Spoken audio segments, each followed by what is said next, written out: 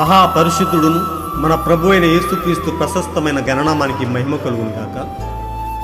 కుటుంబ బలిపీఠము అనే మంచి కార్యక్రమాన్ని ప్రతిరోజు యూకే గాస్పల్ స్ట్రీమింగ్స్ అనే మా యూట్యూబ్ ఛానల్ ద్వారా ఆడియో రూపంలో వీక్షిస్తున్న మీ అందరికీ ప్రభు అయిన యేసుక్రీస్తు ఉన్నతమైన గణనామం పేరట శుభములు తెలియజేస్తున్నాను.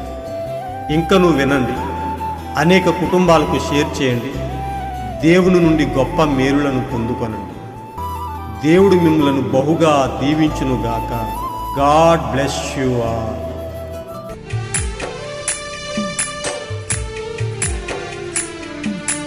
కలువరి పైన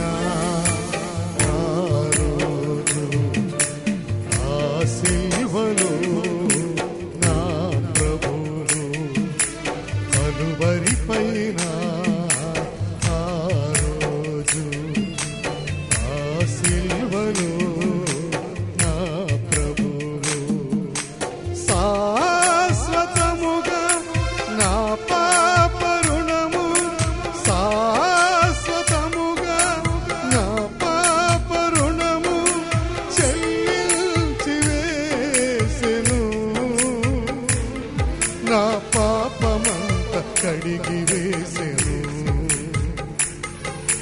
కలువరి పైన ఆ రోజు ఆ శిలువలో నా ప్రభువు. ఒక కుటుంబ బలిపీఠం వాల్యూమ్ 1 నుండి 112వ రోజు, ఏప్రిల్ 22వ తేదీ. అంశము: అపవాది తెచ్చే దేని మీదనూ నీవు సంతకం చేయవద్దు. ఒక వాక్య భాగాన్ని చదువుదాం. మత్తయి 4వ అధ్యాయం 8 నుండి 11వ వచనం వరకు. మరల అపవాది మిగుల ఎత్తైన యొక్క కొండ మీదకి ఆయనను తోడుకుని పోయి ఈ లోక రాజ్యములన్నిటినీ వాటి మహిమను ఆయనకు చూపి, నీవు సాగిలపడి నాకు నమస్కారం చేసిన యెడల వీటన్నిటినీ నీకిచ్చేదనని ఆయనతో చెప్పగా, యేసు వానితో, సాతానా, పొమ్ము, ప్రభువైన నీ దేవునికి మ్రొక్కి ఆయనను మాత్రము సేవింపవలను అని వ్రాయబడి ఉన్నదనెను. అంతటా అపవాది ఆయనను విడిచిపోగా, ఇదిగో దేవదూతలు వచ్చి ఆయనకు పరిచర్య చేసిరి. ఈ అంశం కొరకు కొంత వర్తమాన భాగాన్ని మనం చదివి విందాం. ఒకవేళ ఉదయవేళ మీ ఇంటి తలుపు దగ్గరికి ఒక ఎక్స్ప్రెస్ ఏజెంట్ వచ్చి ఒక బుట్ట నిండా పాములను తీసుకుని వచ్చి వాటి మీద నీ పేరు ఉందని చెప్పాడనుకోండి, ఇవిగో ఇవి మీవేనండి అని. అవి అక్కడ ఉన్నాయని మీకు తెలుసు, మీ లక్షణాలు ఉన్నాయని మీకు తెలిసినట్లే వాడు చెప్పినట్లు మీరు వాటిని తీసుకోవలసిన అవసరము లేదు. వాడు నీ పేరు ఉంది అని అంటాడు, కానీ మీరు మాత్రం అవి నాకు వద్దు, వాటిని నేను ఉంచుకోను అని అనవచ్చును. వాడక్కడే నిలబడి ఎంతైనా వాదించవచ్చును, కానీ నువ్వు సంతకం చేసే వరకు అవి నీవి కావు. అవి కేవలం ఎక్స్ప్రెస్ కంపెనీకి చెందినవి మాత్రమే అవుతాయి. అపవాది తెచ్చే దేని మీద నీవు సంతకం చేయవద్దు. అది అక్కడ ఉంది, అయినప్పటికీ నేను దానిని స్వీకరించడానికి నిరాకరిస్తున్నాను అని నీవు చెప్పుము. అది నిజం. దానిని వెనక్కి తీసుకువెళ్ళు. దానితో నాకు ఎటువంటి సంబంధము లేదు. మీకు అది ఉందని మీరు సాక్ష్యం ఇవ్వకపోతే, మీరు ఇంకా మీ రోగం ఉందని సాక్ష్యమిస్తే అపవాది దానిని మీతోనే ఉంచుతాడు. దాని గురించి సాక్ష్యం ఇవ్వడానికి నిరాకరించండి. నాకు అది వద్దు, వద్దయ్యా అని చెప్పండి. హోమై, అప్పుడే మీకు విశ్వాసం వస్తుంది. మీ విశ్వాసానికి ఒక అవకాశం ఇవ్వండి. దానిని వదిలిపెట్టండి. దాని కళ్ళెం విప్పండి. అది పనిచేయనివ్వండి. మీరు దానిని సంప్రదాయాలతో బంధించి ఉంచారు. దానిని వదిలిపెట్టండి. దానిని విప్పండి. దేవుడు తన మార్గంలో మీతో ఉండనివ్వండి. ఆయన వాక్యం మాత్రమే సత్యం. మీరు చూస్తున్నది లేదా దేవుడు చెప్పినది దేవుని వాక్యము సత్యం. దానిని నమ్మండి. సరే, కానీ మీరు మొదటిసారి మీ రోగం గురించి సాక్ష్యం ఇస్తే అది మిమ్మల్ని మళ్ళీ ఆ స్థితికి తీసుకువస్తుంది. మీరు దానికి సంతకం చేశారు. దానికి సంతకం చేయడానికి నిర్భయంగా నిరాకరించండి. మీరు నమ్మిన దాని గురించి సాక్ష్యం ఇవ్వండి. నాకు కడుపు నొప్పి చాలా తీవ్రంగా ఉన్నప్పుడు డాక్టర్లు కూడా అన్నారు, నీకు ఇక తగ్గదు అని అన్నారు. అది మాయోస్ క్లినిక్లో కూడా. నేను ఈ వాక్యం మీద ఆయనను ఒప్పుకొన్నాను, అంగీకరించాను. ఆయన నా ఒప్పుకోలు, అంగీకారం మీద ప్రధాన యాజకుడు. నేను చెప్పాను, నేను ఇక దేవుడు చెప్పిన దాన్ని తప్ప మరే దేని గురించి సాక్ష్యం ఇవ్వడానికైనా సరే నిరాకరిస్తున్నాను. నేను ఆయన వాక్యాన్ని నమ్ముతున్నాను. యేసు మనల్ని స్వస్థపరచడానికి మరణించాడు. మీలో ప్రతి ఒక్కరూ స్వస్థపరచబడ్డారు. మీలో ప్రతి ఒక్కరూ ఇప్పుడే స్వస్థపరచబడ్డారు. యేసు మిమ్మల్ని ఇప్పటికే స్వస్థపరిచాడు. మీరు దానిని అంగీకరించాలి, నమ్మాలి, అంతే. అది నిజం. ఆయన దెబ్బల ద్వారా మీరు గతంలోనే స్వస్థపరచబడ్డారు. అది ఆయన కల్వరిలో మీకోసం అన్ని రోగాలను, పాపాలను, మరి అన్నింటినీ అధిగమించినప్పుడు ఒక టేబుల్ ఎలాగైతే సిద్ధంగా ఉందో అది ఆ రీతిగా అక్కడ ఉన్నది. మీరు చేయాల్సిందల్లా వెళ్ళి తినడం మాత్రమే. మీరు దానిని అంగీకరించాలి, మీ హృదయంలో నమ్మాలి మరియు అంగీకరించాలి. మరియు ఆయన మీ ఒప్పుకోలు, అంగీకారం మీద ప్రధాన యాజకుడు. అంచనాలు లేదా ఆశించుట అనే వర్తమాన భాగం నుంచి సేకరింపబడిన గొప్ప అంశం. మహా గొప్ప దేవుడును మన ప్రభు అయిన యేసుక్రీస్తు ప్రశస్తమైన గణనామానికి మహిమ కలుగును గాక. దేవుడు మనలను ప్రేమించి ఈ రోజు కొరకు ఇచ్చిన ఈ యొక్క గొప్ప అంశము కొరకు ఆయన ఉన్నతమైన గణనామానికి మహిమ కలుగును గాక. ఆయన ఎల్లప్పుడూ గొప్పవాడై ఉండి మనం సాతాను యొక్క కుయుక్తిలో పడకుండా, సాతాను చేత మోసపరచబడకుండా దేవుడు ఎల్లప్పుడూ మనలను కాస్తూ కాపాడుతూ తన వాక్కును పంపి ఆయన మనలను రక్షించుకుంటున్న విధానాన్ని బట్టి మన రెండు చేతులు పైకెత్తి ఆయన ఉన్నతమైన గణనామాన్ని మహిమపరుద్దాం. ప్రియ సోదరి సోదరులారా, ప్రియ దేవుని బిడ్డలారా, దేవుడు మనలను ఎల్లప్పుడూ ప్రేమిస్తున్నాడు. మనం నశించిపోవుట ఆయనకు ఇష్టము లేక మొదటిగా ఆయనే మనలను ప్రేమించాడు. మనం ఎప్పుడూ నశించిపోవలసిన వారము. ఆ శిలువ మ్రాను పైన ఆయన మన కొరకు చేసిన గొప్ప త్యాగము, ఆయన మన కొరకు చెల్లించిన గొప్ప వెల వర్ణించలేనిది. ప్రియ సోదరులారా, వెలకట్టలేనిది. సాతాను ఎల్లప్పుడూ మనలను తన యొక్క కుయుక్తి చేత మనలను నాశనంలోనికి నడిపించాలని వాడు ఎల్లప్పుడూ పనిచేస్తూ ఉన్నాడు. వాడు దేవుణ్ణి శోధించినట్టుగా మనం బైబిల్లో చదువుకున్నాం. వాడు అన్నాడు, మరలా అపవాది మిగుల ఎత్తైన ఒక కొండ మీదకి ఆయనను తోడుకుని పోయి ఈ లోక రాజ్యములన్నిటినీ వాటి మహిమను ఆయనకు చూపి, నీవు సాగిలపడి నాకు నమస్కారం చేసిన ఎడల వీటన్నిటినీ నీకిచ్చేదనని ఆయనతో చెప్పగా యేసు అన్నాడు, సాతానా పొమ్ము, ప్రభు అయిన నీ దేవునికి మొక్కి ఆయనను మాత్రమే సేవింపవలెనని వ్రాయబడి ఉన్నదని. వెంటనే వాడు అక్కడి నుంచి పారిపోయినట్టుగా మనం చూస్తున్నాం. వాడిని మనం ఎదిరించాలి అంటే వాక్యముతోనే మనం ఎదిరించాలి. వాడు అంటున్నాడు, ఈ లోకరాజ్యాలన్నిటిని చూపించి నీవు నా పాదాలకు నమస్కరిస్తే ఇవన్నీ నీకు ఇచ్చేస్తానని అంటున్నాడు. ఆ దుష్ట సాతాను యొక్క నడుమును ఆ కల్వరి మ్రాను పైన ఆయన ఎప్పుడూ విరిచివేశాడు. వాడికి ఏ మాత్రము అధికారం లేదు. వాడు కేవలం అబద్ధాలు చెప్పుకుంటూ వాడు తిరుగుతూ ఉన్నాడు. దేవుని పిల్లలమైన మనలను మోసము చేయటానికి, మనలను నాశనంలోనికి లాగటానికి, మనలను నశింప చేయడానికి వాడు ఎల్లప్పుడూ పనిచేసేది అదే అయి ఉన్నది. ప్రజలను మోసం చేయట వాడి గురి అయ్యున్నది. ఇక్కడ మనం చదువుకున్న ఈ అంశంలో ఒకవేళ ఒక కంపెనీ అనగా ఎక్స్ప్రెస్ ఏజెంట్ వచ్చి ఒక బుట్ట నిండా పాములను తీసుకుని వచ్చి నీ ముందు పెట్టి అవి నీవేనని నీతో ఒప్పించడానికి ఎంత ప్రయత్నించినా నీవు దానిపైన సంతకం చేయాల్సిన అవసరం లేదు. ఎందుకంటే అవి నీవి కావు, నీకు సంబంధించినవి కావు.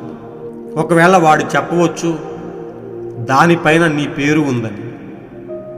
నో ప్రియ సోదరులారా, వాడు ఏదైనా రంగులు మారుస్తాడు, వాడు దేనికైనా తెగిస్తాడు, మనలను మోసం చేయడానికి ఏదైనా చేయగలడు వాడు. కనుక ప్రవక్త అంటున్నాడు, అది మీది కానప్పుడు అపవాది తెచ్చే దేనిపైన మీరు సంతకము చేయవద్దు అని చెప్తూ ఉన్నాడు. వాడు ఎల్లప్పుడూ అబద్ధాలు చెప్తూ తిరుగుతూ వాడు అనేకమైన ఫైళ్లను తీసుకుని మన ముందుకు వస్తాడు. ఒక ఫైల్ తీసి ఇదిగో నీకు రోగం ఉందని రాసి ఉందంటాడు, నీకు వ్యాధి ఉందంటాడు, నీవు పాపంలో ఉన్నావంటాడు. వాడు తెచ్చే దేనిపైన సంతకము చేయొద్దు. వాడు చెప్పేవి ఏవి కూడా మనకు సంబంధించినవి కావు. ఎందుకంటే మన రక్షకుడు కల్వరి మ్రానుపైన ఎప్పుడో మన పాపానికి, మన వ్యాధికి, మన బాధకి, మన బలహీనతకి, మనకున్న ప్రతి వేదన కొరకు ఆయన ఆ కల్వరి మ్రానులు ఎప్పుడూ వెల చెల్లించాడు. సాతాను వచ్చి నీకు అది ఉంది, నీకు వ్యాధి ఉంది, నీలో ఈ పాపం ఉందని ఎల్లప్పుడూ వాడు చెప్తూ ఉంటాడు. కానీ దేవుడు అంటున్నాడు, నీ సమస్త రోగాల కొరకు, నీ బాధల కొరకు, నీ పాపము కొరకు నేను ఎప్పుడూ వెల చెల్లించాను. నీవు దాన్ని కేవలం నమ్మి స్వతంత్రించుకుంటా నీ యొక్క బాధ్యత అయి ఉన్నది. ప్రియ సోదరులు, ఇక్కడ మనం తెలుసుకోవలసిన గొప్ప విషయం ఏమిటంటే అపవాది తెచ్చే దేని మీద నీవు సంతకం చేయవద్దు. వాడు ఎల్లప్పుడూ మనల్ని నిందిస్తూ ఉంటాడు, మనలో తప్పుందని నిరూపించాలని వాడు చూస్తూ ఉంటాడు. దేవుడు అన్నాడు, నీ సమస్త పాపాలను నేను ఎప్పుడో మరుపు అనే సముద్రంలో వేస్తానని దేవుడు చెప్తూ ఉన్నాడు.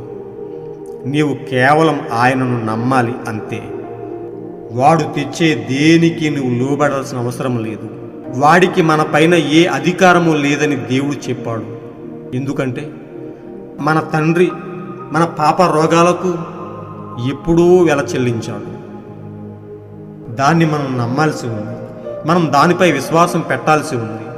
మనం పూర్తిగా దేవునిపై ఆధారపడుతూ మన పూర్ణ హృదయంతో దేవుణ్ణి నమ్మాల్సి ఉంది. కేవలం నమ్ముట మన వలనైతే సమస్తము ఆయన జరిగిస్తానని వాగ్దానం చేశాడు. ఇక్కడ ప్రవక్త అంటున్నాడు, నాకు కడుపు నొప్పి చాలా తీవ్రంగా ఉన్నప్పుడు డాక్టర్లు కూడా ఇక నీవు కష్టమని, ఈ వ్యాధి నీకు తగ్గదని డాక్టర్లు అన్నప్పుడు ప్రవక్త ఎంతమాత్రం దానిపైన సంతకం చేయలేదు. ఎందుకంటే ఆ రక్షకుడు ఎప్పుడూ వెల చెల్లించాడని, స్వస్థత అనేది రెడీగా ఉందని, ఒక టేబుల్ పరిచి ఆ టేబుల్ పైన ఆహార పదార్థాలు ఎంత రెడీగా ఉంటాయో అలాగే మన కొరకు ఆ కల్వరి మ్రాను పైన మన రక్షకుడు సమస్తాన్ని సిద్ధపరిచి ఉంచాడు. మనం కేవలం ఒప్పుకొని మనం విశ్వసిస్తే చాలు, సమస్తానికి పరిష్కారం అక్కడే దొరుకుతుంది. సాతానుడికి మన పైన ఏ అధికారము లేదు. మనం కేవలం విశ్వాసాన్ని మనలో నింపుకొని మనము దేవుణ్ణి నమ్మాలి అంతే. ప్రవక్త అన్నాడు, నేను ఈ వాక్యం మీద ఆయనను ఒప్పుకొన్నాను, ఆయన నా ఒప్పుకోలు అంగీకారం మీద ప్రధాన యాజకుడు. నేను చెప్పాను, ఇక దేవుడు చెప్పిన దాన్ని తప్ప మరే దేని గురించి సాక్ష్యం ఇవ్వడానికైనా సరే నిరాకరిస్తాను అని ఆయన చెప్తున్నాడు. ప్రియ సోదరి సోదరుడా, ఈరోజు మనకు గొప్ప వాక్యం మన చేతిలో ఉంది. దేవుడు మన కొరకు గొప్ప వాగ్దానాలను దాచి ఉంచాడు. బైబిల్లో ఉన్న సమస్త వాగ్దానాలు మన కొరకే. ప్రియ సోదరులారా, వాటిని కేవలం మనం నమ్మి విశ్వసించి మనకు మనం అంగీకరించాలి. అంగీకరించినప్పుడే, నిన్ను నీవు పూర్తిగా సమర్పించుకున్నప్పుడే దేవుడు నీలో కదలటం మొదలు పెడతాడు. దేవుడు నీలో కార్యం చేయటం మొదలు పెడతాడు. వాగ్దానాన్ని నమ్మకుండా నీవు ఏమీ పొందుకోలేవు. ప్రియ సోదరుడు, ప్రియ సోదరి, యేసు మనల్ని స్వస్థపరచడానికి మరణించాడు. మీలో ప్రతి ఒక్కరూ స్వస్థపరచబడ్డారు. మీలో ప్రతి ఒక్కరూ ఇప్పుడే స్వస్థపరచబడ్డారు. యేసు మిమ్మల్ని ఇప్పటికే స్వస్థపరిచాడు అని ప్రవక్త అంటున్నాడు. నిజమే ప్రియ సోదరులారా, స్వస్థత అనేది మనలోనే ఉంది. కేవలం మన విశ్వాసం ద్వారా దాన్ని గెలుచుకోవలసిన అవసరం ఉన్నది. విశ్వాసం పెడితే తప్ప దేవుడు నీ పట్ల ఏ కార్యము జరిగించడు. విశ్వాసం అనగా అది వాక్యము ద్వారా వాగ్దానాన్ని నీలో అన్వయించుకున్నప్పుడు అది నీలో కార్యం జరిగించుకుంటూ వస్తుంది. ఆయన పొందిన దెబ్బల ద్వారా మనం ఎప్పుడూ స్వస్థపరచబడ్డాము. ఆ కల్వరిలో మన కోసం ఆయన అన్ని రోగాలను, పాపాలను మరి అన్నిటిని అధిగమించాడు. సమస్తాన్ని ఆయన గెలిచాడు. సమస్తాన్ని ఆయన ఆధీనంలోనికి తీసుకున్నాడు. మన పైన ఏ రోగానికి అధికారం లేదు. మన పైన ఏ వ్యాధికి అధికారం లేదు. ఏ పాపం మన పైన దాడి చేయలేదు. సాతాను కేవలం ముళ్ళు లేని ఒక తేనెటీగ లాంటివాడు. వాడు మనలను కొట్టలేడు గాని మన చెవి దగ్గర వాడు ఊరికే గోల చేస్తూ ఉంటాడు. వాడి వల్ల ఏమీ అవ్వదు ప్రియ సోదరుల. ఎందుకంటే మన రక్షకుడు మన కొరకు సమస్తాన్ని సిద్ధపరిచి ఉంచాడు. మనం ఎప్పుడో వాడిపైన విజయం సాధించాము. ఆ కల్వరిలో మన తండ్రి, మన రక్షకుడు తలవాల్చినప్పుడే వాడిపైన మనం విజయం సాధించాము. కల్వరిపై ఆ రోజు అనే వర్తమానాన్ని మీరు చదివినట్లయితే అందులో ఎన్నో ఉన్నతమైన అంశాలను మనం కనుగొనవచ్చు. ఆయన శాశ్వతంగా మన పాప ముసుగును చెల్లించి వేశాడు. మన పాపమంతా ఆయన కడిగి వేశాడని ప్రవక్త చెప్తూ ఉన్నాడు.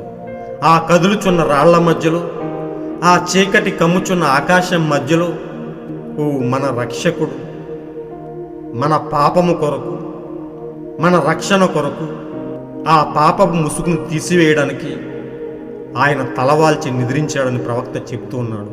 ఆయన మనలను రక్షించడానికి ఆ కల్వరి మ్రాను పైన ఆయన పడిన వేదన మనం ఎల్లప్పుడూ జ్ఞాపకం చేసుకుంటూ, ఆయనను స్మరించుకుంటూ, ఆయనను మన హృదయాల్లో ఎల్లప్పుడూ ధ్యానించుకుంటూ ఆయన కొరకు యథార్థంగా బ్రతకవలసిన వారమై ఉన్నాం.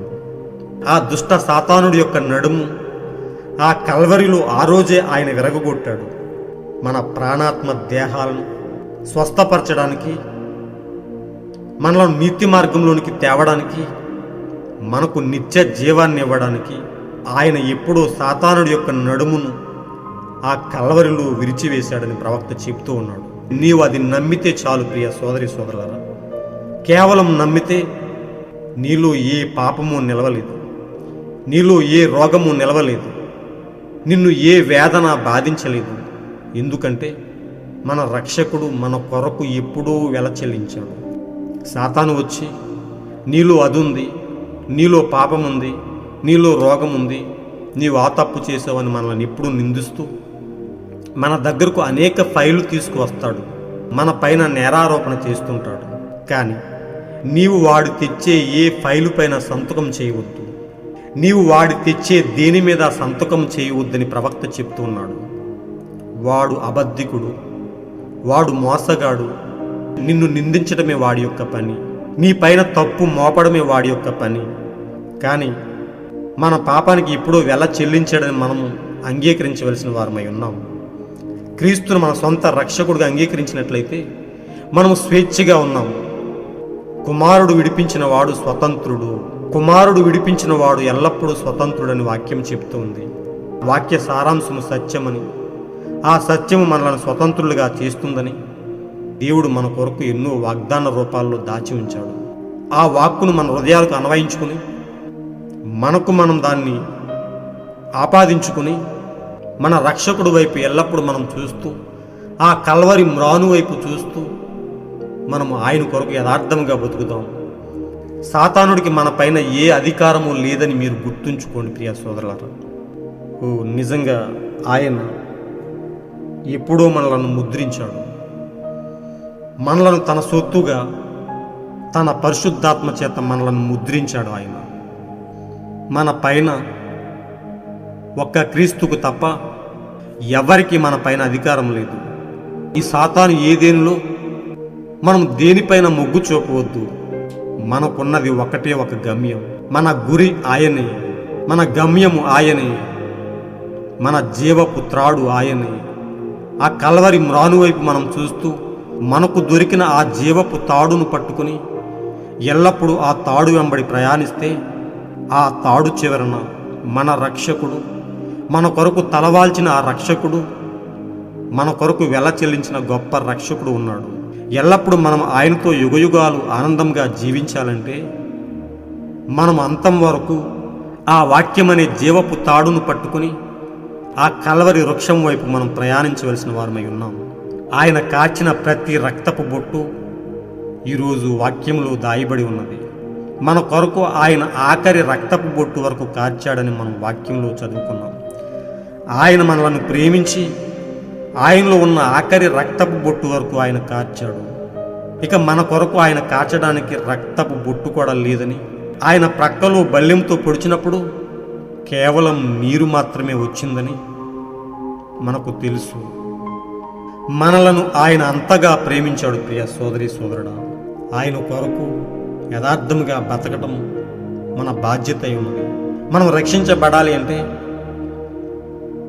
మన కొరకు ఆయన ఆ కల్వరి మ్రాను పైన, ఆ కల్వరి వృక్షం పైన సమస్తాన్ని చెల్లించాడని, మన పాపపు ముసుగును తీసివేశాడని, ఆ దుష్ట సాతానుడి యొక్క నడుమును విరగగొట్టాడని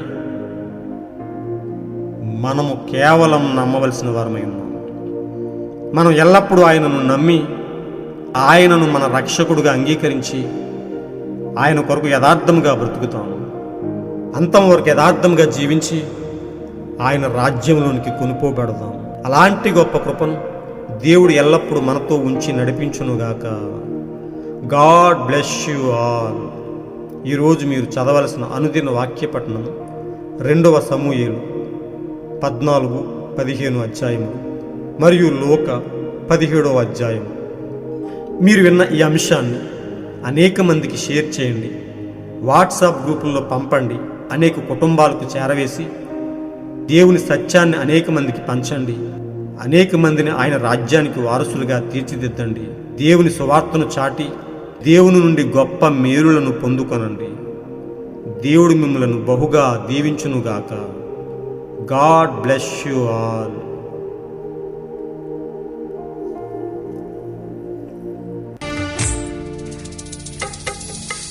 కదులుచున్న రాళ్ళ మధ్యలో చీకటి కమ్ముచున్న ఆకాశం మధ్యలో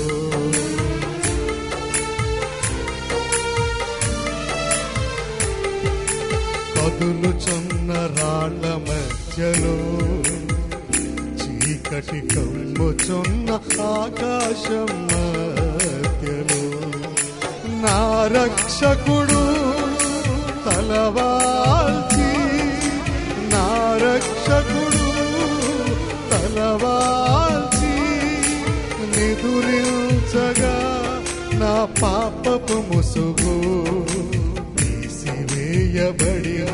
నా రక్షణ మార్గం బయలుపరచబడినది. కలువరి పైన ఆ రోజు ఆ సిల్వలో నా ప్రభువు, కలువరి పైన ఆ రోజు ఆ సిల్వలో నా ప్రభువు.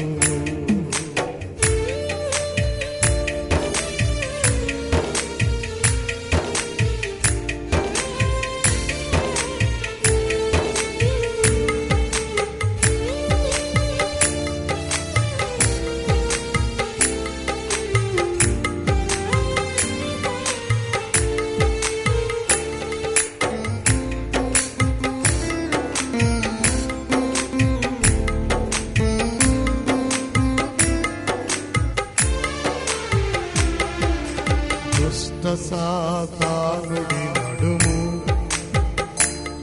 ఆ కలువరిలో ఆ రోజు విరిచివేసెను.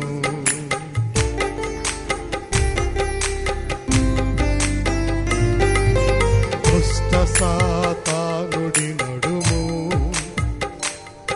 ఆ కలువరిలో ఆ రోజు విరిచివేసెను. నా ప్రాణాత్మ దేహం